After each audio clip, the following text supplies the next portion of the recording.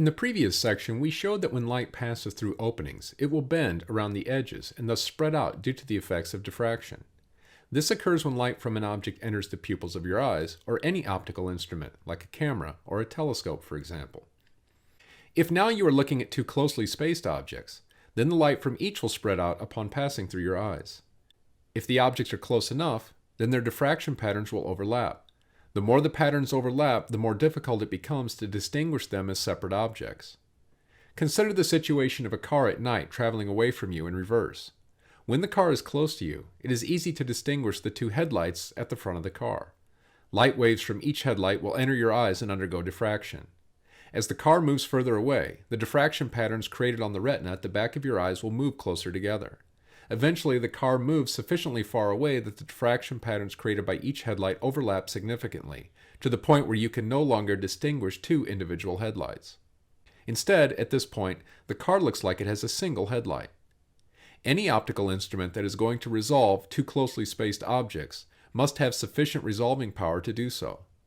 Let's consider light as it passes through a small circular aperture and creates a diffraction pattern on a screen located far from the opening.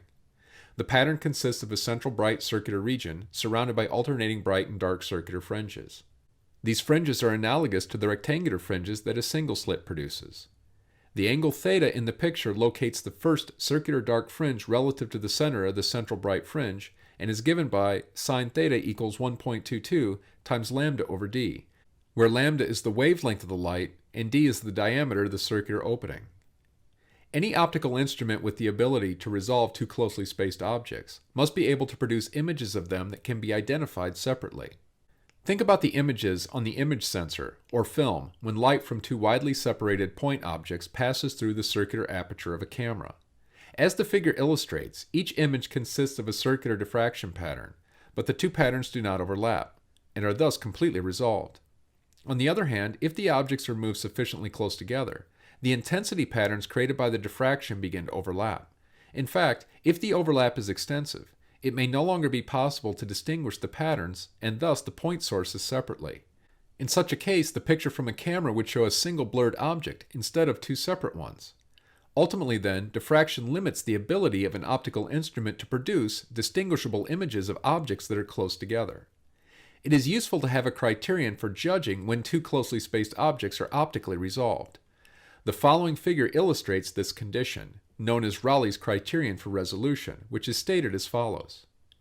Two point objects are just resolved when the first dark fringe in the diffraction pattern of one falls directly on the central bright fringe in the diffraction pattern of the other. According to the Raleigh criterion, the minimum angle theta min between the two objects is the angle given by equation 27.5. If theta min is small, less than about 9 degrees, and is expressed in radians, then we can apply the small angle approximation. Sine theta min is approximately theta min. Under this condition, equation 27.5 becomes theta min is approximately equal to 1.22 times lambda over d. For a given wavelength lambda and aperture diameter d, the relationship above specifies the smallest angle that two point objects can subtend at the aperture and still be resolved. The smaller theta min can be made, the better the optical resolution of the instrument. Thus, we want the ratio lambda over d to be as small as possible for the best resolution. For example, when short wavelength ultraviolet light is collected by its large 2.4 meter diameter mirror, the Hubble Space Telescope is capable of resolving two closely spaced stars that have an angular separation of about theta min equals 1 times 10 to the minus 7 radians. This angle is equivalent to resolving two objects only 1 centimeter apart when they are 1 times 10 to the 5 meters away. This means the telescope can clearly see a dime at a distance of about 62 miles.